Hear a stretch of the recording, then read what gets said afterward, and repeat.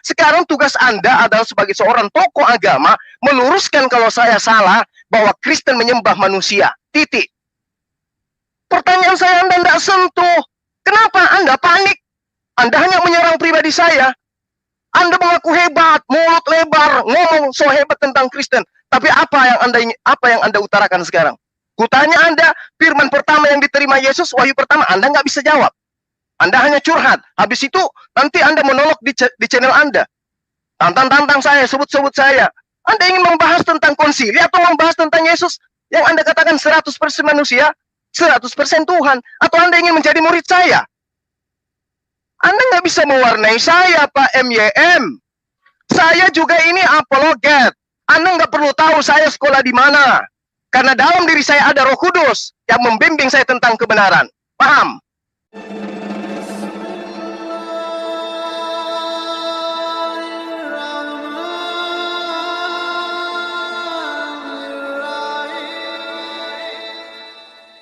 Saya mau sampaikan cuma dua hal.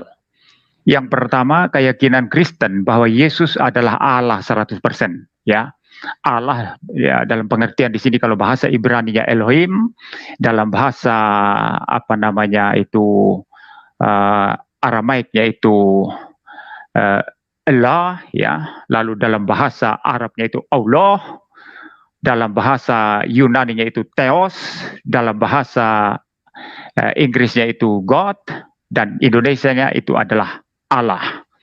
Nah, Yesus adalah Allah itu mempunyai sesuatu dasar biblika yang sangat-sangat kuat sekali, dan memang Alkitab Kristen itu mengajarkan itu. Di satu sisi Yesus dinyatakan sebagai Allah. Pada mulanya adalah firman, firman itu bersama-sama dengan Allah, dan firman itu adalah Allah. Dan di sisi lain, firman itu dikatakan telah menjadi manusia dalam arti bahwa sang firman tadi mengambil natur manusia, ditambahkan kepada natur Allahnya, sehingga naturnya sekarang ada dua. Ini saya hanya kutip bagian Injil Yohanes pasal 1 saja. Di seluruh Injil itu nyata kedua hal mengenai Yesus ini, yang ilahi 100% dan manusia 100%.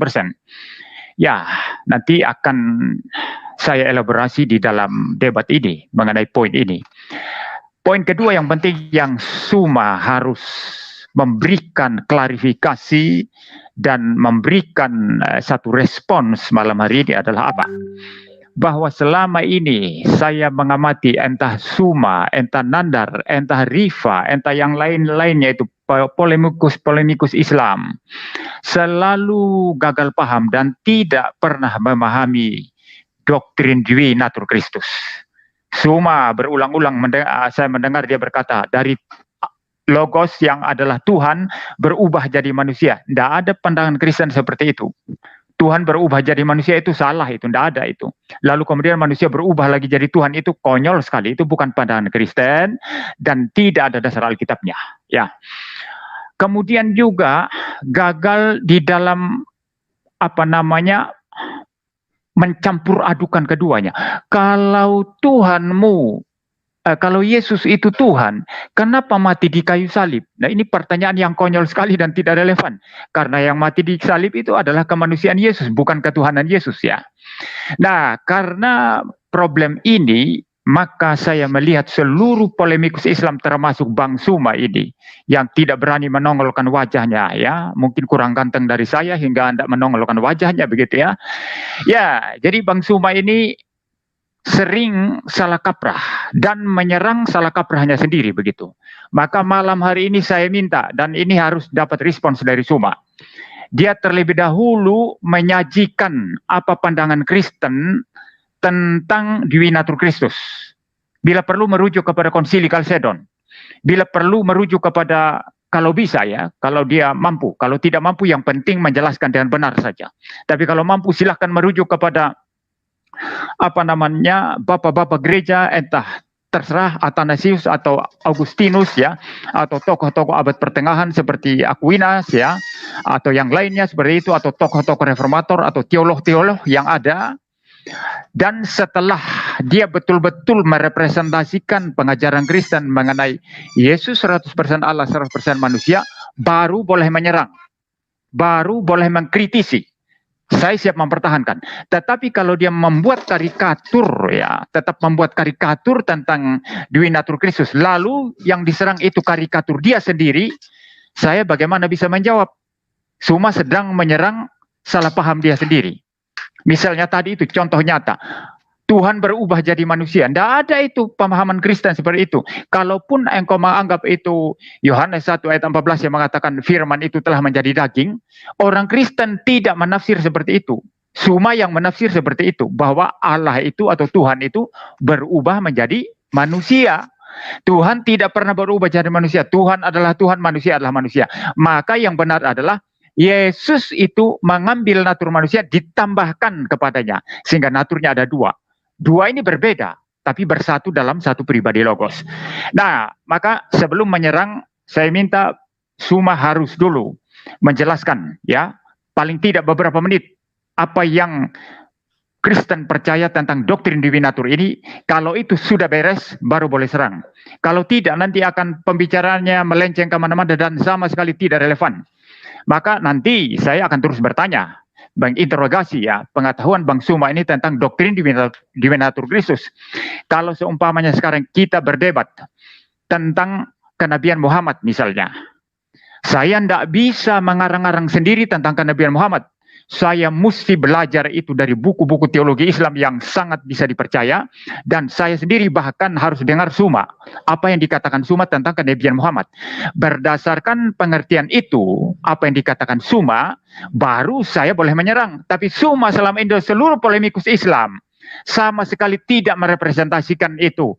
Doktrin Divinatur Kristus, kacau sekali pemahaman mereka. Lalu pemahamannya yang kacau itu, yang dianggap itulah pemahaman Kristen, lalu mereka serang. Maka kacau sekali. Sangat-sangat kacau. Saya masih beberapa menit, Pak Felix. Pak Felix, masih berapa menit saya? Ya, kurang lebih 1 menit lagi. Silakan. Ya, saya lanjut ya. Jadi itu fakta yang terjadi, ya.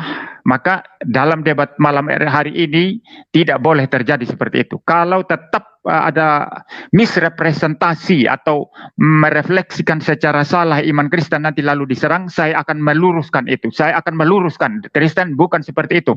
Serangan Anda tidak relevan. Saya akan selalu seperti itu nanti untuk mengingatkan. Bila perlu nanti saya akan merujuk kepada Konsili Kalsedon, merujuk kepada pemikiran-pemikiran para teolog yang saya sangat-sangat kuasai sekali karena saya adalah seorang teolog. Ya, seperti itu. Jadi, itu catatan saya yang kedua. Sehingga debat kita benar-benar ilmiah. Artinya, yang kita serang itu betul-betul merepresentasikan, ya, merepresentasikan pemikiran daripada lawan kita. Ya, saya kira saya sampai di sini saja. Pada malam hari ini, kita akan membahas tentang sosok manusia bernama Yesus, yang mana kemudian dialog ini terjadi oleh karena ada tantangan dari pendeta MEM terkait dengan manusia Yesus yang kemudian dianggap 100% Tuhan. Baik, sebelum saya mengurai lebih jauh, ya, saya hanya ingin mengatakan bahwa Yesus yang datang kepada Bani Israel itu mengajarkan ajaran tauhid. Tauhid di dalam keilahian, tauhid di dalam ibadah, dan kemudian tauhid di dalam kepenguasaan atau kekuasaan. Jadi Yesus yang kemudian pada konsili berikutnya yang terjadi terhadap kekristenan itu diangkat dan dianggap dengan SK bahwa dia itu adalah Tuhan. Nah, Yesus mengajarkan tauhid keilahian, bahwa yang ilahi itu bukan dirinya.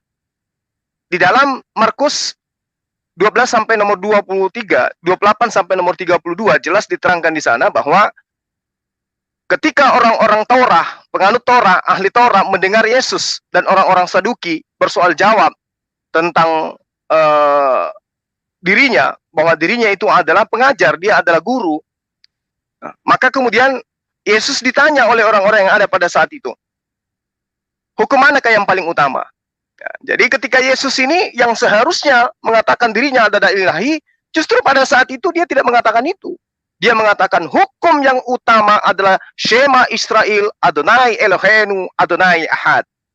Dengarlah wahai Israel, Tuhan ilah kita, Tuhan itu esa. Nah, artinya bahwa Yesus tidak mengajarkan dirinya ilahi, karena hukum utama adalah tidak ada Tuhan selain daripada apa yang kemudian diperintahkan Yesus kepada Bani Israel.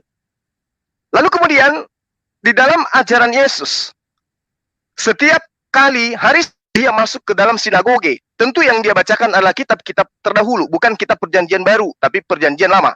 Di dalam Yesaya 45 nomor 21 diterangkan, beritahukanlah dan kemukakanlah, biarlah mereka berunding bersama-sama. Siapakah yang mengabarkan hal ini dari zaman purbakala dan memberitahukannya dari dulu? Bukankah aku Tuhan? Tidak ada yang lain, tidak ada ilah selain daripada aku. Aku itu yang adil dan juru selamat, tidak ada lain kecuali aku. Nah, lalu kemudian di dalam Yesaya 5 juga diterangkan bahwa kepada siapakah kamu hendak menyamakan aku, hendak membandingkan dan mengumpamakan aku sehingga kami sama. Kemudian nanti akan muncul ajaran berikutnya tantangan Tuhan ini. Di dalam Yesaya 46 nomor 5, pendeta MYM akan mengatakan, yang aku samakan dengan dirimu, yang kusetarakan dengan dirimu adalah manusia anak Maria bernama Yesus. Nanti kita lihat. Lalu kemudian ajaran Yesus yang kedua ketika dia datang kepada Bani Israel adalah mengajarkan tentang tauhid penguasaan atau kepenguasaan. Nah, diterangkan di dalam Yesaya 44 nomor 24 bahwa tentang apa yang kemudian diajarkan oleh para nabi terkait dengan ajaran Musa, ajaran Yesaya, ajaran ajaran rabi-rabi yang kemudian Yesus juga diantaranya disebut sebagai rabi. Di situ jelas dikatakan, beginilah firman Tuhan penebusmu yang membentuk engkau sejak dari kandungan. Akulah Tuhan yang menjadikan segala sesuatu seorang diri, tidak ada dua apalagi tiga. Akulah yang seorang diri membentangkan langit dan menghamparkan bumi. Siapakah yang mendampingi aku? Tidak ada satupun yang mendampingi aku. Lalu kemudian sangat jelas diterangkan di dalam Mazmur 104 nomor 27. Bagaimana kemudian di situ menerangkan semuanya menantikan engkau supaya diberikan makanan pada waktunya. Nah, itu yang kedua. Kemudian yang ketiga, Yesus mengajarkan tauhid dalam peribadatan. Jadi tentang penyembahan. Di dalam Matius 4 nomor 10, Yesus mengajarkan hanya berbakti kepada yang mengutus dia. Yang mereka kemudian sebut dengan sebutan Bapa. Begitupun di dalam ajaran Nabi Musa. Ulang 6 nomor 13.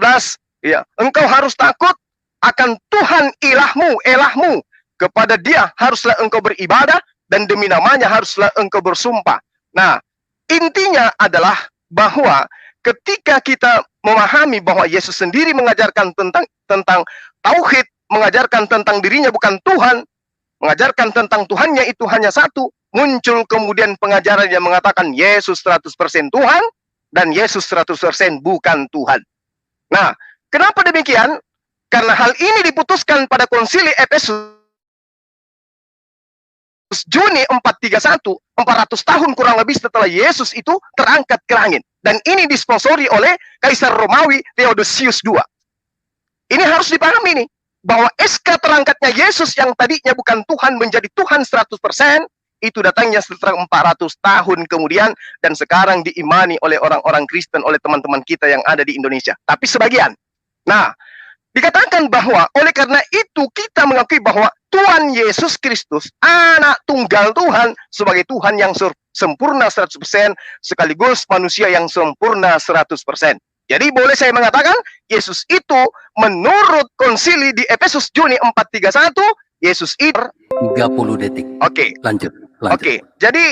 Jadi saya katakan bahwa keputusan diangkatnya, diberikannya gelar kepada Yesus 100% Tuhan, itu semata-mata keputusan hasil konsili manusia, bukan atas firman Tuhan, bukan atas kalam Tuhan, bukan atas legitimasi dari Yesus, bukan atas legitimasi dari ibunya Yesus, atau pamannya Yesus, atau saudara-saudaranya Yesus, tetapi dari mimbar gereja kemudian, yang memang dari sejak semula, mengajarkan ajaran politeisme, banyak Tuhan, banyak sembahan, ada Bapa, ada Anak, ada Roh, dan seterusnya. Karena itulah kemudian malam ini sangat menarik. Kalau kita lihat pendeta MYM, banyak celoteh, banyak curhat, tapi nggak apa-apa. Selesai, makasih. Bro Suma.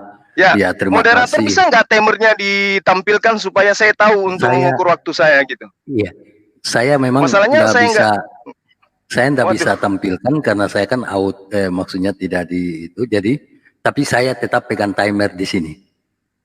Kalau Oh iya, iya.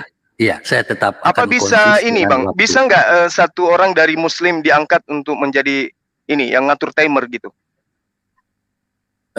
Gimana Supaya kita Pak nyaman karena MYM? saya nggak bisa Gimana, mengetahui Pak waktu MYM? saya sisa berapa gitu. Iya Karena baik, saya Bapak dan teman-teman di sana bisa mengetahui karena Bapak penyelenggara, tapi saya nggak tahu berapa menit lagi atau sudah berapa menit saya gunakan. Saya Oke. Boleh nggak? ya, saya tanya juga saya ke Pak MYM. Ya. Saya juga nggak tahu. Tinggalkan moderator kan mengingatkan nanti kalau sudah Iya. tinggal 1 menit bilang 1 menit lagi kan gitu kan beres. Saya juga nggak Iya. tahu ini. Iya. Saya nggak tahu, sama-sama Pak nggak MYM tahu. juga memang tidak tahu. Jadi gimana ini? Tadi ada saran dari Iya. Bro Zuma. Ya Akan kita nggak tahu menaikkan waktu timernya. satu orang Dia- untuk ke Diangkat teknis aja satu timernya. orang. Dari Lalu Muslim timer. dan Dah, mengatur timernya gimana? Ini tidak ada fasilitasnya di StreamYard ini. Maksudnya orang itu pakai manual begitu. Enggak, mungkin bisa maksudnya mau ditampilkan ditampilkan Iya. ke layar supaya bisa dilihat. Memang saya pegang di sini timernya, tapi kan saya tidak bisa tampilkan gitu. Tapi kedua-duanya ini kan tanpa mengetahui memang saya yang pegang. Nanti tinggal 1 menit saya ingatkan seperti itu. Tidak masalah sih Kalau- sebetulnya menurut saya. Ini akan Kalau- membuang-buang waktu nanti ini kalau itu. Ya, ini yang mau dinaikkan, siapa? Boleh kalau terserah memang aja yang mau. penting dari Muslim Bang. Iya, boleh dari Muslim. Enggak, siapa? Kan harus ditunjuk dulu siapa. Ivan itu Ya, ada ada- siapa di situ yang mau naik? Silakan Saya Bro nggak tahu Zuma, juga, saya mungkin nggak siapa? bisa lihat. Saya nggak Siapa yang lihat bisa Bang siapa aja yang di- ada di bawah. Nah, kita lanjut Bung aja lah kalau Kores. gitu. Ada Bang Handi, ada Bang Kores, ada Unirifa mungkin salah satunya. Ya, naikkan salah satu, Ivan. Ya, naikkan salah satu. Ya soalnya Ya, kita Kores. waktunya lama ini kita. Ya. Iya. Oke. Jadi oke sudah ya. Sekarang Bro Kores sudah naik. Silakan Kores bisa mengatur timernya supaya bisa kelihatan kepada kedua. Iya, narasumber kita. cek 1 2. Suara masuk? Masuk, mantap. Oke, gini posisinya. Ini kan StreamYard ya. StreamYard susah, dia nggak kayak Zoom untuk share screen. Jadi paling aku bantu untuk notice sounding aja. Kalau misalnya udah mau 10 detik terakhir. Ini mau dibagi berapa? 5 menit, 5 menit. Iya, baik.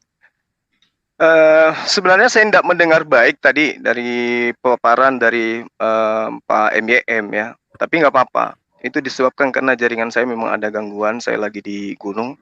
Ya. Jadi sepintas saya mendengarkan bahwa Pak MYM mengatakan Yesus itu bukan Tuhan yang dilantik kemudian, tetapi adalah Tuhan dari sananya atau seperti apa, nanti coba diluruskan. Yang pasti kemudian adalah Pak MYM sudah mengakui pada pertemuan kita sesi dulu bahwa Yesus itu selama-lamanya adalah manusia. Sama seperti yang diterangkan kemudian di dalam kitab Ibrani 13 nomor 8. Yesus Kristus tetap sama. Pak Baik, Felix, saya kemarin- bisa interupsi ya? Saya minta untuk jangan ditanggapi dulu Pak, biar selesai baru Nah, silakan. ini buang-buang waktu nanti karena tidak Waktu merepresentasikan apa yang saya itu tadi, tidak merepresentasikan yang saya sampaikan tadi. Buang-buang waktu. Saya tidak tanggapi nanti kalau tanggapannya tidak nyambung dengan itu poin saya. Nah, nanti coba dibijak aja sedikit Pak, bijak aja. Kalau misalnya nanti tidak sesuai dengan apa yang Anda paparkan, karena Anda penganut ajaran kasih, Dihentikan Bapak yang dulu tanggapi nanti timingnya, pada sesi Bapak, Pak. gitu loh. Gak usah panik, santai aja napa. Tidak, saya tidak panik. Anda Pak tidak Kores, mendengarkan dihentikan pernyataan dulu saya ya. tadi. Jadi apa yang Anda mau Timenya. tanggapi? Saya Apa yang Anda mau tanggapi? mendengarkan. Anda mengatakan Nggak. bahwa salah Apa? saya yang telah mengatakan Kristen melantik Ada Yesus dua menjadi poin Tuhan. tadi. Ada 2 poin tadi. Saya tidak bicara istilah melantik tadi. Saya tidak bicara itu. Ada 2 poin yang saya sampaikan tadi. Saya tidak bicara melantik tadi. Makanya Poin ini pertama tidak apa, bisa. Kecuali Poin makanya pertama. kecuali serahkan ke saya. Kecuali serahkan ke saya baru Anda tanggapi. Kalau tidak ada Poin nyambung apa? nanti. Sebutkan aja poin apa yang pertama. Mana bisa hanya sebut langsung singkat. Saya menyampaikan itu 7 menit Nah, tadi. Paling Ini tidak kasih berbicara saya mengenai waktu. konsep akidah, Pak. Konsep ketuhanan. Anda tinggal menyebutkan. Iya, Sulitkah? jadi Jadi yang saya katakan bahwa saat ke pertemuan kita waktu dulu, Bapak mengatakan Yesus itu selama-lamanya adalah manusia. Dia tidak berubah. Oleh karena itulah saya katakan bahwa itu sudah betul karena berdasar terhadap kitab Anda sendiri. Di dalam Ibrani 13 nomor 8. Yesus Kristus tetap sama, baik kemarin maupun hari ini, dan sampai selama-lamanya. Jadi, Yesus itu mau dibawa kemanapun, tetap saja dia adalah manusia. Lalu kemudian Bapak saya dengarkan tadi ngoceh, menyebut saya, menyebut semua-semua, apologet muslim katanya seperti ini. Dan itu memang fakta. Kenapa? Karena Yesus ketika datang kepada Bani Israel, mengajarkan dirinya adalah manusia. Lalu kemudian belakangan muncul pernyataan bahwa Yesus juga adalah 100% Tuhan. Dengan kata lain, Yesus itu 100% Tuhan, 100% bukan Tuhan. Karena manusia tidak mungkin Tuhan. Kalau Anda mengatakan Yesus 100% Tuhan dan juga 100% manusia, berarti saya mengartikan Yesus itu Tuhan dan juga Yesus itu bukan Tuhan. Nah, ini konsep yang kemudian Anda ingin ajarkan ke kita, ingin Anda sampaikan ke kita, konsep yang sama sekali tidak pernah diajarkan oleh Yesus itu sendiri. Karena Yesus ketika dia datang kepada Bani Israel, mengajarkan dirinya hanya sebagai utusan Tuhan.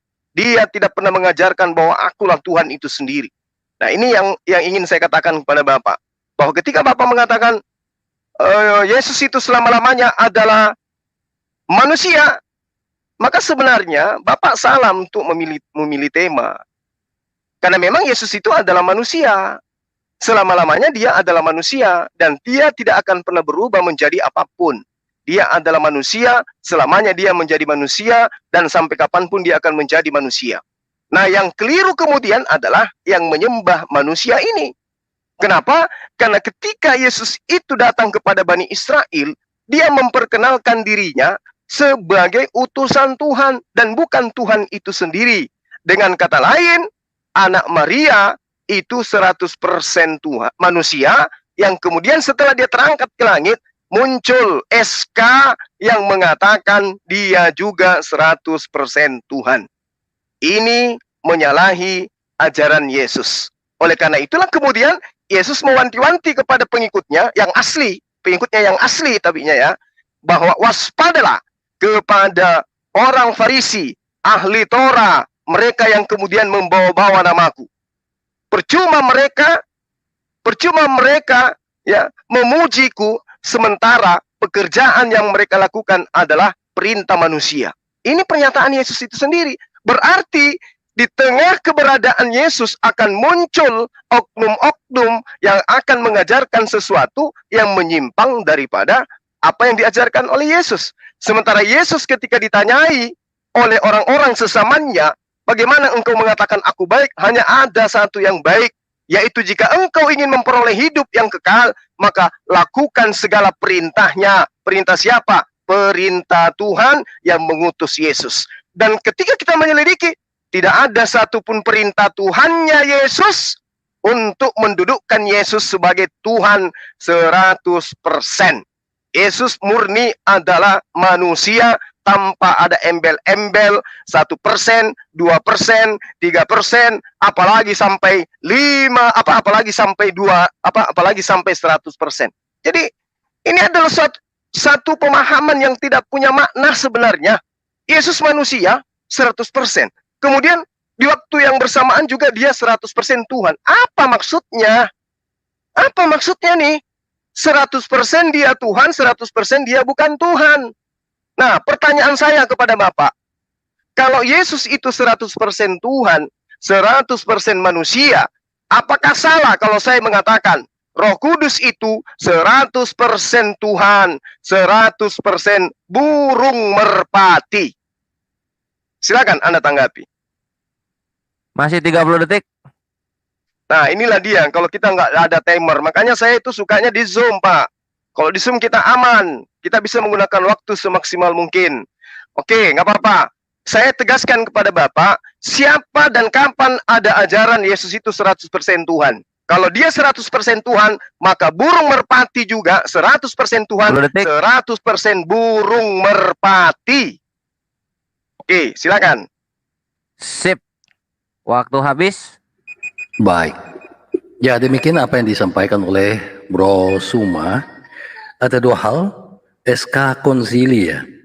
Efesus itu menetapkan keilahian Yesus, status keilahian Yesus, kemudian kalau memang Yesus 100% Allah, 100% manusia, apakah burung merpati juga bisa mendapatkan status yang kurang lebih sama? Silakan ditanggapi Pak MYM, baik klarifikasi maupun tanggapan terhadap narasi daripada Bro Suma.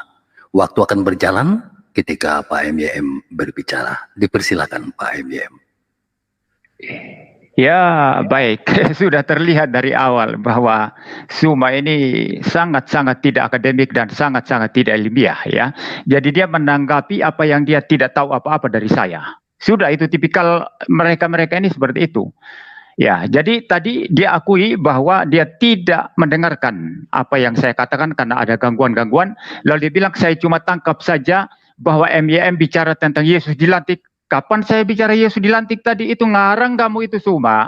Jadi itulah tipikal kalian ini tidak mendengarkan penjelasan kita ya. Lalu kemudian ngarang sendiri, lalu ditanggapi sendiri, diserang sendiri seperti orang membuat orang-orangan di sawah ya.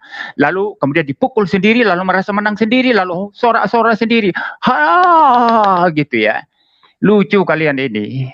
Makanya saya bilang ya ini karena sangat relevan dalam debat ini, ketahuan sekali Suma tidak mendengarkan pernyataan saya langsung memberikan tanggapan dengan ngarang, maka betul-betul kalian tidak ilmiah. Saya debat dengan Valen kemarin masih lebih ilmiah. Dengan Valen itu masih lebih ilmiah. Dia mendengarkan baik-baik dan merepresentasikan walaupun saya tidak sepakat dengan dia. Dan saya serang argumennya. Ya, itu yang pertama. Ya, yang saya katakan tadi, penjelasan saya mengenai Yesus itu Allah 100% dan manusia 100% itu singkat saja. Karena saya akan elaborasi nanti di dalam perjalanan dialog ini, begitu ya. Nah, yang poin yang saya tekankan yang Zuma harus kasih tanggapan tadi apa? Anda paham tidak doktrin Kristen itu tentang Dwi Natur Kristus? Yesus itu Allah 100%, manusia 100%. Pertanyaan saya, menurut doktrin Kristen, pribadi Yesus berapa? Roh Yesus berapa? Lalu kemanusiaan dan kealahannya bersatu bagaimana? Anda bisa rujuk di Konsili Kalsedon bagaimana? Kalau Anda bisa merepresentasikan pemahaman Kristen mengenai doktrin Dwi Natur ini, baru Anda serang, itu baru akademik, itu baru ilmiah. Ya, maka maaf saja ya. Mending sebetulnya ya, Menahem Ali itu jauh lebih ilmiah ya, karena dia akan mendengarkan argumentasi lawan dan dia merepresentasikan itu lalu dia serang itu yang saya mau. Nah, maka dari seluruh apa yang dikatakan Suma tadi dan dulu ya, itu adalah satu bukti bahwa dia tidak memahami doktrin Kristen tentang Dwi Natur Kristus. Dia berkata Allah katanya atau Tuhan katanya berubah jadi manusia lalu jadi Allah lagi. Siapa yang mengajar begitu? Di mana itu? Konsili mana yang mengajar begitu? Di Alkitab di mana diajarkan seperti itu? Tidak ada orang Kristen percaya seperti itu. Kealahan Yesus tetap Allah. Kemanusiaannya sendiri, lain, berbeda dengan kealahannya, tapi bersatu dalam satu natur, dalam satu pribadi, yaitu pribadi logos. Nah, yang saya maksud tadi, Anda harus merepresentasikan benar-benar pemahaman Kristen ini, baru Anda serang, baru saya jawab. Kalau Anda ngarang sendiri, apa yang saya jawab? Semua yang Anda sampaikan itu tidak relevan dengan iman Kristen. Apa yang Anda sampaikan bukan itu kepercayaan Kristen. Anda sebut-sebut Yesus dilantik. Sejak kapan Yesus dilantik? Coba sekarang Anda tunjukkan, jangan asal mangap. Ya, tunjukkan itu surat lantiknya di mana? Stempelnya siapa? Stempelnya Kaisar yang engkau sebut-sebut tadi siapa? Engkau juga bicara konsili Efesus. Itu hanya penegasan Efesus. Anda kalau mau bicara Yesus, bagaimana itu perdebatan Athanasius dan Arius lalu dibawa ke sidang oleh Kaisar Konstantinus, itu konsili Nisea itu 325. Itu intinya di sana. Lalu itu diteguhkan di konsili Konstantinopel. Hanya mengulang saja, tapi ada penegasan tentang bagaimana Roh Kudus di sana. Ya, Anda mengutip konsili Efesus ya, yang itu yang kemudian saja itu seperti itu. Ini membuktikan Anda secara historikal itu kekristenan tidak paham ya, bagaimana doktrin Duinatur Kristus itu digumulkan ya, dan dari Nisea kemudian Konstantinopel kemudian itu menuju pada tahun 450 itu di Konsili Kalsedon. Ini yang saya minta Anda rujuk. Apa yang Anda paham tentang Konsili Kalsedon? Bagaimana rumusannya? Anda bisa jelaskan kepada saya. Kalau Anda bisa jelaskan ini, baru Anda serang, saya akan jawab. Kalau tidak, Anda ngomong sendiri, ngomong yang Anda paham sendiri tentang iman Kristen, yang orang Kristen tidak paham apa-apa. Selama ini kita biarkan kalian menari-nari dalam pemikiran kalian, lalu serang sendiri pemikiran kalian. Malam ini saya tidak akan lepas kamu. Malam ini kamu harus representasikan iman Kristen yang sejati. Kalau kamu tidak representasikan kepercayaan Kristen yang sejati, lalu kamu serang, itu nonsens itu. Itu abal-abal, tidak ilmiah, tidak akademik kamu, asal mangap. Ya, saya bicara sampai di sini. Saya minta tunjukkan SK-nya. SK-nya share screen sekarang. SK-nya stempel siapa, itu tunjukkan. Kalau tidak, asal mangap itu. Tunjukkan SK-nya sekarang. Yang SK pengangkatannya, mana? Stempelnya siapa, tanda tangan siapa? Oke. Ya, baik. Oke. Ya, jadi saya pikir bisa, sabar ya. Bro Suma, apa mau dihitung waktunya atau masih mau gimana? Langsung aja, Pak. Saya tidak mau langsung aja. Oke, kalau begitu Pak Penatua, silakan waktunya jalan. Gitu loh. Ya, Anda yang harus menilai saya.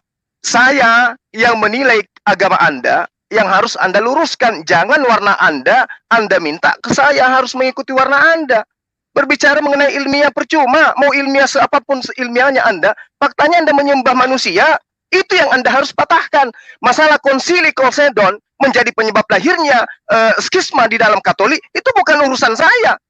Itu bukan pandangan saya harus menilai kalian dengan pola yang Anda inginkan. Saya ngerti bagaimana muncul ketidaksepahaman dalam internal Kristen mengenai jumlah tabiat atau pribadi yang ada pada diri Yesus. Saya ngerti, saya paham. Konsili Kalsedon itulah, maka gereja-gereja harus utama mendukung Kaisar Bizantium. Paham saya, Pak. Bapak nggak usah ngajarin saya itu. Saya nggak terjun di dunia apologet ini kalau saya nggak paham. Minta SK. Emangnya Yesus itu di SK kan, dilantik kemudian disumpah menjadi Tuhan? Kagak, Pak, bukan begitu cara mahamnya. Sekarang tugas Anda adalah sebagai seorang tokoh agama meluruskan kalau saya salah bahwa Kristen menyembah manusia. Titik. Pertanyaan saya Anda tidak sentuh. Kenapa Anda panik? Anda hanya menyerang pribadi saya. Anda mengaku hebat, mulut lebar, ngomong so hebat tentang Kristen. Tapi apa yang Anda utarakan sekarang? Kutanya Anda, firman pertama yang diterima Yesus, wahyu pertama, Anda nggak bisa jawab. Anda hanya curhat. Habis itu, nanti Anda monolog di channel Anda. Tantang-tantang saya, sebut-sebut saya. Anda ingin membahas tentang konsili atau membahas tentang Yesus yang Anda katakan 100% manusia, 100% Tuhan? Atau Anda ingin menjadi murid saya? Anda nggak bisa mewarnai saya, Pak MYM. Saya juga ini apologet. Anda nggak perlu tahu saya sekolah di mana. Karena dalam diri saya ada Roh Kudus yang membimbing saya tentang kebenaran. Paham? Anda mau mengotak-atik tentang pemahaman saya tentang Kristen. Yang saya tahu dan yang Anda harus bantah, karena ini adalah undangan Anda. Patahkan argumen saya bahwa Pak MYN menyembah manusia.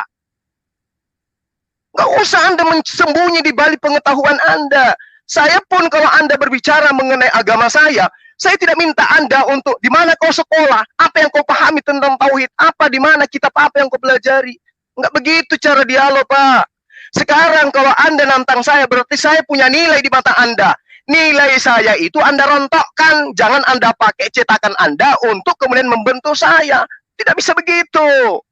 Ya, kalau Anda benar-benar punya pemahaman, ngapain Anda ngajak saya ilmiah? Silakan Anda makan itu ilmiah. Tapi pada prinsipnya, Anda menyembah manusia.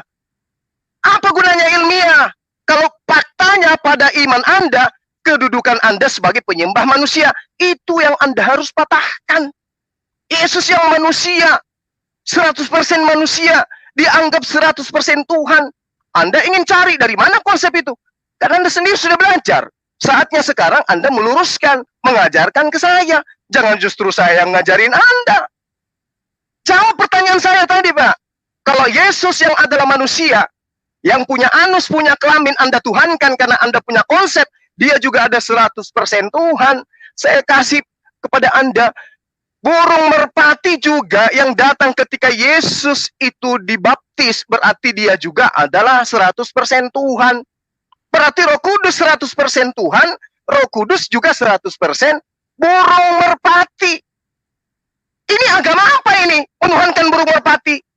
Itu yang Anda harus bantah, Pak. Kembali saya bertanya kepada Anda. Nggak usah ilmiah-ilmiah sok-sok tinggi gitu. Nggak perlu. Mau tinggi siapapun, setinggi apapun Anda, faktanya di mata kita ini, Anda menyembah manusia bernama Yesus. Pertanyaan saya jawab. Kalau Yesus 100% Tuhan, 100% bukan Tuhan, berarti burung merpati 100% Tuhan, 100% burung merpati. Jawab itu. Benarkah demikian? Kalau tidak, apa alasannya? Silakan. Masih 50 detik. Ya, jadi itu Pak, nggak usah Bapak itu Dijukupkan. ngajar-ngajar ilmiah. Kalau Bapak mau ilmiah, di internal Bapak aja. Kalau sama saya, kalau sama saya, itu belajar tentang konsep ketuhanan, langsung pada pokok poinnya, Pak. Yesus Tuhan atau bukan Tuhan? Kalau dia 100% Tuhan, buktikan mana sisi ketuhanannya. Bapak kan pintar, Bapak kan dokter, Bapak kan hebat. Ajarin saya bahwa Yesus yang manusia itu yang tidak tahu apa-apa itu adalah 100% manusia, 100% Tuhan. Mana buktinya? Buktikan sekarang. Mumpung kita ditonton ribuan anak bangsa, buktikan bahwa 10 manusia detik. Yesus yang makan ikan goreng itu adalah 100% Tuhan. Itu Pak yang Anda harus buktikan. Ya, baik. Pertanyaan yang sangat gampang. Saya akan menjawab nanti ya. Yang pertama-tama, Sumba mengakui sendiri bahwa dia tidak ilmiah ya. Jadi dia sedang mau menyampaikan konsep ketuhanan yang tidak ilmiah di sini. Puji Tuhan. Saya sangat senang sekali mendengar itu. Pengakuan jujur dari Sumba. Dia tidak mau ilmiah. Kalau mau ilmiah katanya, ya sesama Kristen aja. Saya tidak ilmiah. Yang penting kamu menyembah manusia. Itu saja taunya ya. Dan ya bagus kalau begitu ya. Itu yang pertama, poin saya yang pertama. Poin saya yang kedua, ajari saya katanya. Kalaupun saya mengajari Anda sekarang konsep iman Kristen mengenai Dewi Natur, Anda mau terima enggak? Nah, saya bukan mau Anda percaya, tapi maksudnya mau tidak untuk memahami. Setelah Anda paham baik-baik baru diserang. Biar nggak membuat karikatur tentang Kristen lalu Anda serang. Itu tidak ilmiah, itu tidak akademik namanya. Ya, kalau mau akademik itu pahami argumentasi Kristen baik-baik. Setelah memahami Dewi Natur itu bukan untuk kamu percaya, tidak perlu kamu percaya. Kamu kan orang Islam, kamu percaya tauhid. Nabimu kan Muhammad. Kamu kan tidak percaya Yesus Tuhan. Saya tidak minta kamu percaya. No, bukan itu. Tapi kamu memahami doktrin Dewi Natur ini supaya kamu bisa serang dengan benar nanti. Sama kalau saya mau serang kenabian Nabi Anda, ya. Mau menyerang kenabian Nabi Anda, Nabi Muhammad, saya akan mesti belajar dari Anda dulu. Muhammad ini apa? Saya belajar dari ahli-ahli Quran, dari teolog-teolog Islam. Setelah saya paham, baru saya serang. Itu yang saya maksud, Bro Suma. Anda tidak usah kepanasan, ngamuk-ngamuk begitu ya. Santai aja ya. Nah, saya jawab tadi itu pertanyaan yang bagi saya sangat konyol sekali. Ya, mengapa konyol? Karena itu merepresentasikan ketidakpemahamannya tentang doktrin Dewi Natur Kristus. Ya, dia bilang tadi apa? Kalau manusia itu Tuhan, ya, Yesus itu Tuhan. Ya, Yesus adalah 100% Allah, 100% Tuhan, 100% manusia katanya ya. Apakah Roh Kudus itu boleh disebut 100% Allah, 100% merpati? Dalam dunia akademik itu, dua hal yang berbeda mesti dibedakan. Case mengenai Yesus, Dewi Natur Kristus, dan case mengenai, case tahu ya, ngerti bahasa Inggris ya, kasus ya, mengenai Roh Kudus menampakkan diri dalam rupa merpati ya. Ya. Jangan interupsi dulu ya. Case mengenai Roh Kudus menampakkan diri dalam rupa merpati itu adalah dua hal yang berbeda. Logik itu seperti kalian orang Islam sering bilang logik selama ini. Kalian mencampur adukan hal yang tidak sama. Lalu Anda bilang kalau Yesus 100% Allah, 100% manusia, padahal dasarnya dia manusia. Loh, kenapa kalau saya berkata Roh Kudus adalah 100% Allah, 100% burung merpati? Benar apa enggak? Ini dua kasus yang berbeda. Ya, tidak bisa disamakan begitu saja. Logik membedakan apa yang tidak sama, menyamakan apa yang sama. Itu kata Egy Sujana dulu ya. Dan itu bukan asli punya dia, itu dia kutip dari itu ilmu logika dari Aristoteles itu. Itu logika Aristotelian itu. Ya, logika itu apa? Membedakan yang beda, menyamakan yang sama. Ya, kita pakai itu sekarang secara ketat supaya saya mau melihat sumber akademik apa enggak, ilmiah apa enggak. Ya.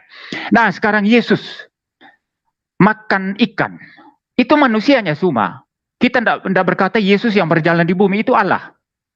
Yang terlihat tubuhnya, yang mati di atas kayu salib. Kami tidak katakan itu Allahnya atau itu kealahannya. Kristen siapa yang berkata begitu, Suba? Yang mati di salib itu kemanusiaannya, Suba. Itu natur manusianya. Tapi natur Allah Yesus itu berbeda dari natur manusianya. Natur Allah Yesus tetaplah Allah sang logos ilahi dari kekal sampai kekal.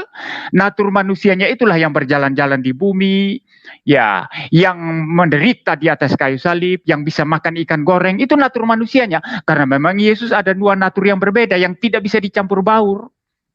Dibedakan dan jelas antara natur Allahnya dan manusianya, tidak campur baur. Nah, Anda mencampur baurkan natur manusia Yesus dan natur Allahnya, maka kacau, itu illogical, irasional. Maka Anda menciptakan irasionalitas di dalam pikiran Anda sendiri. Lalu Anda anggap itu pemahaman Kristen, lalu Anda serang. Maka sekali lagi, ini namanya menyerang karikatur yang dibuat sendiri. Malam hari ini saya akan obok-obok kamu secara akademik. Kita harus akademik, sampai kamu ngamuk-ngamuk enggak masalah ya.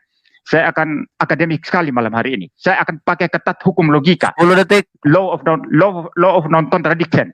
Jadi kalau ditanya, yang makan ikan goreng siapa? Kemanusiaan Yesus itu, bukan kealahannya. Maka orang Kristen sembah manusia atau Allah? Kami menyembah Allah dan manusia dalam Yesus Kristus. Ulang. Kami menyembah Allah dan manusia dalam Yesus Kristus. Ya, jelas itu. Ya, thank you. Jadi kalau ingin berbicara mengenai Yesus, ya tanya kepada Yesus apa yang diceritakan tentang dirinya. Jangan tanyakan kepada konsili-konsili. Kalau kita berbicara mengenai Yesus, siapa diri Yesus, jangan tanya ke konsili. Jangan tanya hasil daripada muktamar. Jangan tanya ke situ. Tapi baca kitab. Apa yang kemudian Yesus uraikan tentang dirinya, dan apa yang Yesus uraikan tentang Tuhannya, itulah dia. Kebenaran itu di situ. Bukan kebenaran itu bersumber daripada hasil pertemuan. Bahwa keinginan-keinginan para penggawa-penggawa Romawi Yunani menginginkan adanya pengganti daripada sembahan mereka secara turun-temurun kepada oknum baru bernama Yesus. Itu konsili. Tapi kalau berbicara mengenai Bible yang Anda pegang hari ini, maka sangat jelas di situ Yesus mengatakan Tuhan adalah Tuhan, dia adalah bukan Tuhan. Nah, ini yang saya minta kepada MYM, patahkan argumentasi saya yang mengatakan bahwa Kristen itu menyembah manusia. Karena data-data di dalam pemahaman yang ada di dalam kitab saudara, jelas terukur bahwa Yesus itu adalah manusia, dan Tuhannya adalah Tuhan itu sendiri. Makanya tadi di awal saya mengatakan kepada saudara, bahwa di dalam kitab yang Anda pegang, di situ diterangkan bahwa Tuhan itu berdiri sendiri. Di terjemahannya dikatakan seorang diri. Kalau dia dikatakan seorang diri, berarti tidak ada yang lain. Belum lagi ketika dia berbicara bahwa manusia harus tahu. Di dalam Yesaya 45 nomor 6. Manusia harus tahu bahwa tidak ada Tuhan di luar aku. Ini data, Pak. Jadi mau konsili 1000 untuk memutuskan anak Maria menjadi Tuhan, itu percuma. Selama dalil-dalilnya di dalam kitab Anda menerangkan tidak ada Tuhan di luar aku, tidak ada Tuhan dibentuk setelahku. Jadi bagaimana mungkin kemudian Anda hanya mengatakan ilmiah, ilmiah, ilmiah. Apanya yang ilmiah? Kalau faktanya Yesus itu manusia, kemudian dikatakan dia 100% Tuhan. Tuhan itu, Pak, kalau Anda melihat dari kitab Perjanjian Lama, di dalam Keluaran 32 nomor 39 misalnya, apa yang diterangkan? Akulah yang mematikan, akulah yang menghidupkan. Sementara Tuhan Anda yang bernama Yesus itu dimatikan, dihidupkan. Jadi mau ilmiah kayak mana itu? Ilmiah seperti apa yang Anda inginkan? Anda ingin saya menuturkan apa yang terjadi di konsili-konsili. Saya sudah katakan kepada Bapak, saya belajar, Pak. Dan saya tidak ingin ya perhatian saya tersedot ke sana. Kenapa? Karena setelah saya belajar panjang, ternyata hasilnya cuman pemahaman bahwa Yesus yang manusia itu kemudian diartikan dan dimaknai bahwa dia memiliki dua natur, memiliki dua kepribadian. Manusia, satu Tuhan. Itu aja ending daripada konsili itu. Kalau Anda ingin kemudian melakukan kajian-kajian ilmiah, itu udah selesai, Pak. Itu udah ditinggal masa itu. Sekarang saatnya Anda membantah apa yang saya katakan, bahwa teman-teman Kristen dengan mengatakan Yesus itu adalah Tuhan 100%, manusia 100%, maka itu sama dengan Kristen menyembah manusia. Manusianya 100%, manusianya 100% Tuhan. Tapi faktanya, apakah kemudian Tuhan pencipta langit dan bumi itu pada dirinya sisi kemanusiaan? Kan tidak ada. Makanya saya katakan kepada Bapak, patahkan argumen saya. Kalau Anda mengatakan Yesus 100% Tuhan, Yesus 100% manusia, saya katakan pencipta dan bumi 100% Tuhan dan 100% bukan manusia. Anda paham sampai di sana?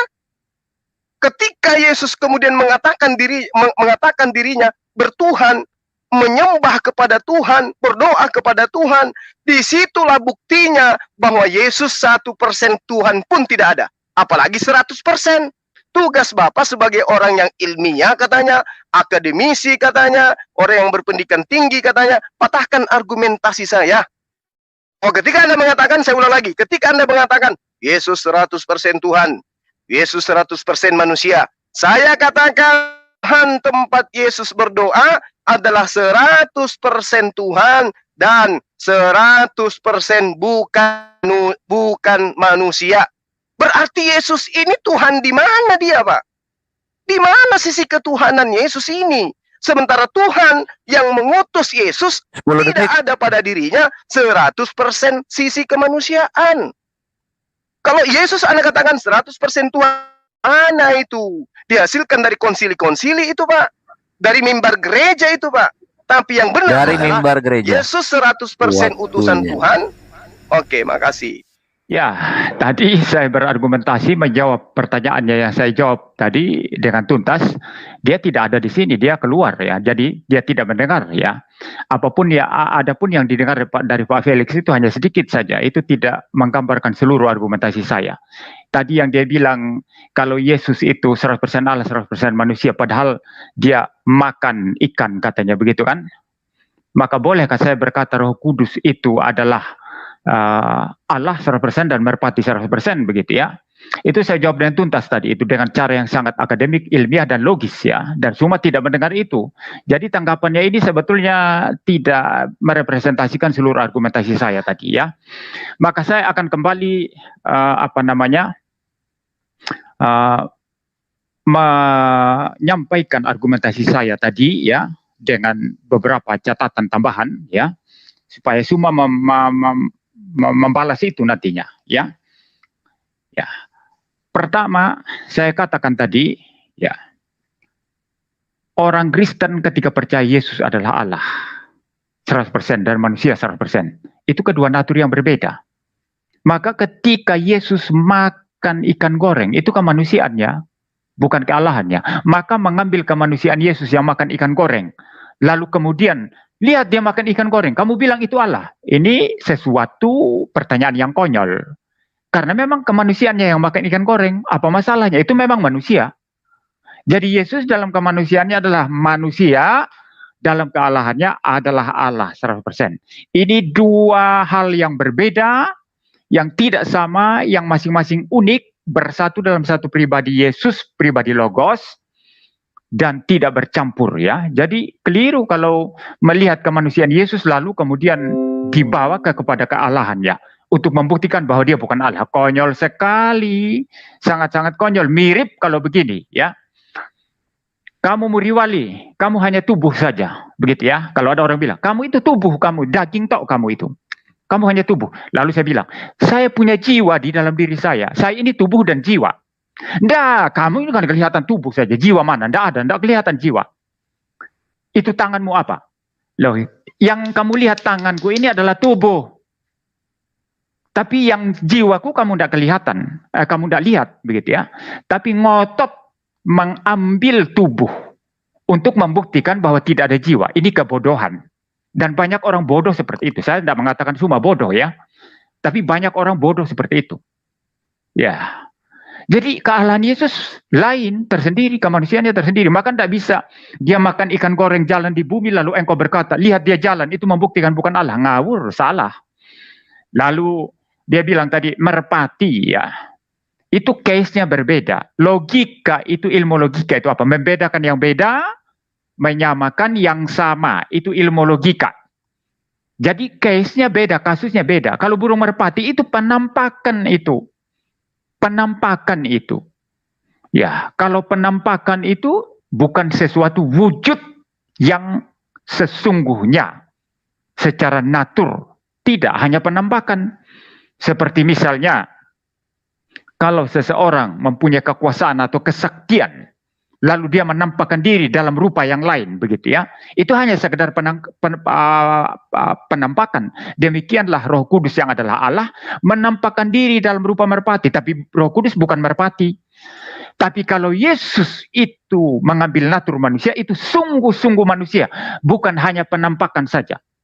Bukan hanya penampakan saja seperti Roh Kudus menampakkan diri dalam rupa merpati. Tapi Yesus sungguh-sungguh manusia. Dia punya tulang, punya darah, punya daging, dan punya jiwa manusia. Tapi pada saat yang sama, dalam kealahannya, dia adalah Allah. Dua natur ini tidak bisa dicampur adukan. Ya. Semoga ini yang Anda itu nanti ya, yang Anda sanggah nanti ya. Pakai logika, pakai ilmu logika. Bila perlu pakai logika Aristotelian.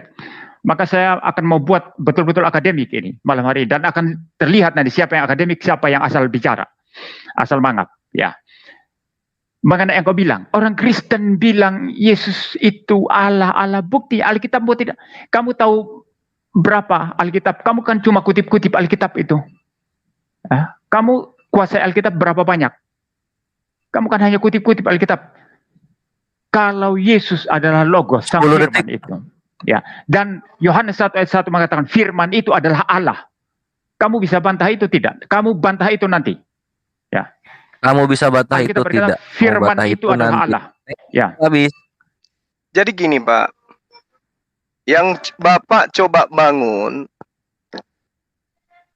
adalah bagaimana kemudian seakan-akan Tuhan itu, pencipta langit dan bumi itu, memiliki kemudian sisi kemanusiaan, di mana sisi kemanusiaannya itu tidak bersatu dengan sisi keilahiannya.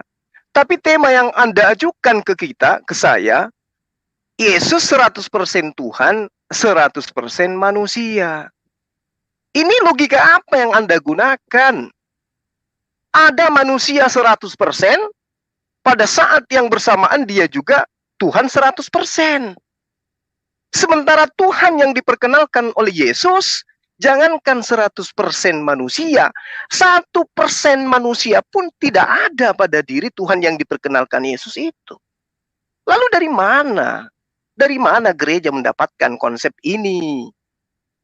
Yesus datang mengajarkan untuk bertuhan, memurnikan Tuhannya adalah satu-satunya Tuhan dan tidak ada yang lain. Sementara dirinya adalah utusan Tuhan. Tuhan kok jadi utusan? Gimana sih Bapak? Bapak coba baca di dalam kitab Perjanjian Lama. Bapak, Tuhan itu bukan utusan, bukan duta. Yesus utusan. Berarti Bapak itu bukan Yesus, Yesus itu bukan Bapak.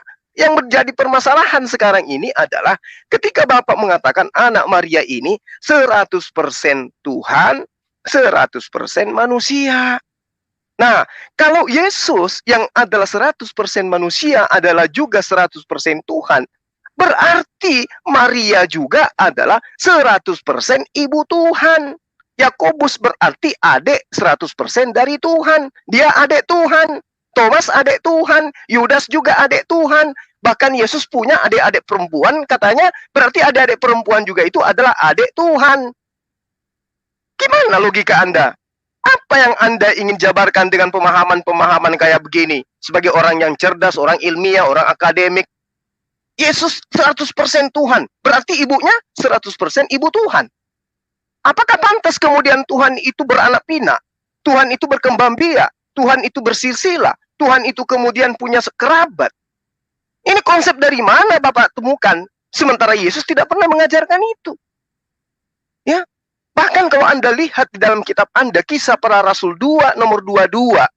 Hai orang Israel. Tapi sayang sekali Anda memang bukan orang Israel sih.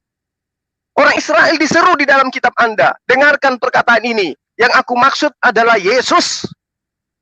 Dia seorang yang telah ditentukan oleh Allah dan yang dinyatakan kepadamu. Ditentukan sebagai apa? Sebagai utusan dengan kekuatan-kekuatan dan mujizat-mujizat dan tanda-tanda yang dilakukan oleh Tuhan dengan perantaraan Dia.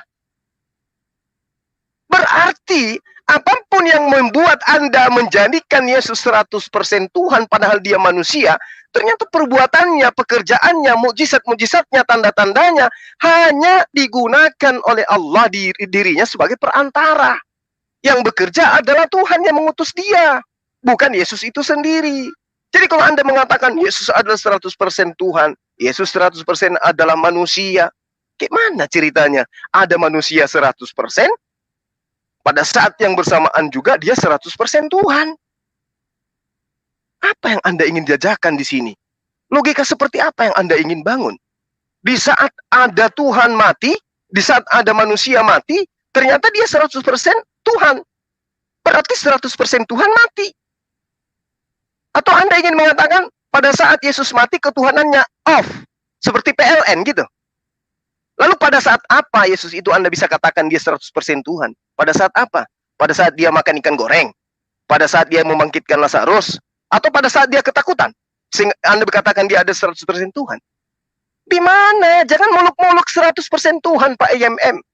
Pak MYM. 1% aja coba tunjukkan kepada saya. Mana sisi ketuhanan Yesus? Yang mana? Pada saat dia netek ke ibunya? Pada saat dia disunat? Atau yang mana tuh? Ya. Jadi konsep apa yang Anda ingin jajankan? Manusia 100%. Pada saat yang bersamaan, dia juga 100% Tuhan. Kayak mana ceritanya? Sementara Tuhan yang diperkenalkan oleh Yesus, pada saat dia menciptakan, dirinya 100% Tuhan, dan jangankan 100% manusia, nggak ada, 1% pun nggak ada. Pertanyaan saya Anda belum bantah, belum jawab. Dari mana konsep ini Anda dapatkan? Yesus 100% Tuhan, 100% manusia. Dari mana itu? Siapa yang ngajarin, Pak? Siap, thank you Guru. Ini saya seperti menghadapi seorang anak SD yang berguru pada saya. Tidak apa-apa, ya. Saya akan jawab semua apa yang dia katakan, ya. Tapi pertanyaan saya tadi dia tidak jawab, ya. Kan dia bertanya, di mana sih kealahannya? Itu Yohanes 1 ayat 1 saya katakan tadi, dia tidak menyinggung itu.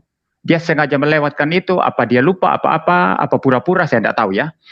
Ya, jadi memang Zuma seperti itu, ya. Tadi dia bilang SK, pengangkatan. Dia yang bilang begitu. Saya bilang, mana SK-nya, siapa yang kasih stempel, dia tidak bisa buktikan. Jadi ini sekali lagi asal bicara yang tidak terbukti, tidak ada datanya, tidak ada buktinya, begitu ya. Ya, baik. Yang pertama, dia salah lagi memahami penjelasan saya tadi karena dasarnya memang semua ini tidak mengerti doktrin Dewi Natur Kristus yang dipahami iman Kristen, ya. Maka saya bilang tadi, kamu coba lihat Konsili Chalcedon. Dikiranya saya suruh percaya Konsili Chalcedon, bukan supaya kamu paham doktrin Kristen. Lalu nanti kasih tanggapan yang nyambung gitu loh, Bang Suma.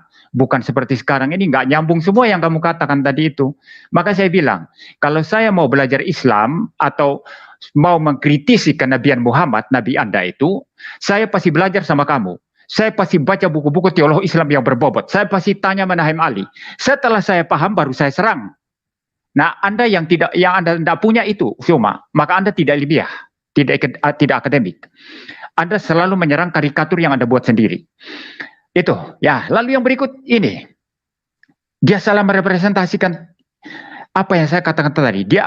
Yang kamu katakan itu tadi ternyata kealahan Yesus dan kemanusiaannya tidak bersatu katanya. Siapa yang bilang begitu? Maka baca Konsili Chalcedon. Bersatu kealahan Yesus dan kemanusiaannya itu yang sama-sama 100% bersatu dalam satu pribadi logos. Tidak bisa dipisah, tidak bisa dibagi, tidak bisa bercampur, tidak bisa berubah. Anda paham ini? Tidak pakai logika untuk paham ini. Ya. Lalu kemudian yang berikut mengenai kalau Yesus itu Tuhan, berarti Maria ibu Tuhan. Ini kacau lagi karena tidak menggunakan logika. Maka kamu memang bilang tadi kamu tidak akademis. Kamu sudah akui dari awal tadi. Dan memang nggak akademis. Nggak ilmiah. Kenapa dikatakan Yesus ibu Tuhan, Maria ibu Tuhan? Yang dikandung Maria itu kan kemanusiaan Yesus. Jadi Yesus adalah ibu kemanusiaan Yesus. Kok Anda bilang ibunya Tuhan? Ini udah kacau sekali. Memang pemahamannya, maka saya tertawa. Saya menghadapi seseorang yang sebetulnya perlu kuliah sama saya ini. Bukan seseorang yang harusnya berdebat dengan saya. Ya, tapi apa boleh buat ya. Jadi Yesus adalah Allah 100%, manusia 100%. Yang dikandung Maria adalah kemanusiaan Yesus. Tetapi Anda tahu bahwa kealahan Yesus itu hadir di mana-mana, ada di mana-mana, dan sudah bersatu dengan natur kemanusiaannya sejak inkarnasi itu.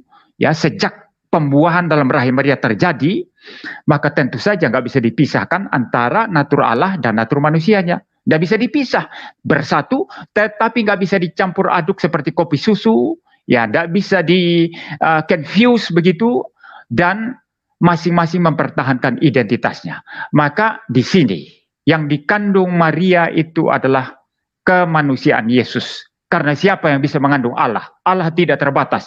Masakan yang terbatas itu bisa mengandung yang tidak terbatas. Itu logikanya, Zuma. Semua yang saya jelaskan ini logik. Kamu uji dan logika Aristotelian itu lolos. Tapi kalau memang kamu tidak paham, ya tetap tidak paham. Ya, itu mengenai Maria Ibu Tuhan tadi ya. Saya sudah bantah ya. Lalu kemudian dia pertanyakan, yang mana Tuhan ya? Yang makan ikan goreng kah? Yang jalan-jalan di bumi kah? Yang bangkitkan Lazarus kah? Alkitab membedakan itu dengan jelas. Ketika Yohanes 1 ayat 1 yang Anda buktikan sekarang. Timer pause. Kenapa timer? Pak Pendeta mohon maaf berhenti dulu. Iya, ya, Brunda disconnect. Bro Suma disconnect. Kalau Pak Felix, kalau kayak gini caranya saya argumentasi berbobot semua dari tadi ini. Zuma selalu keluar, nanti masuk udah nyambung lagi itu nanti. Ini pura-pura keluar karena tidak bisa menanggapi atau bagaimana? Kalau aku perhatiin tadi udah dapat yang mengenai Ibu Tuhan dan saudara-saudara Tuhan. Itu Gurunda masih ada. Bagian yang kedua ini yang akan dijawab yang kedua ini Gurunda belum bisa dapat itu. Makanya aku pause dulu. Di pause dulu kalau gitu. Iya, di pause. Ya. Tinggal 48 menit kita tunggu ya. Daripada diam Pak Felix, narasi apa gitu? Yang netral aja Pak Felix, ya Anda usah mendukung saya. Anda usah mendukung saya. Iya. Yang netral aja. Ini aja mengenai dunia perdialogan ini.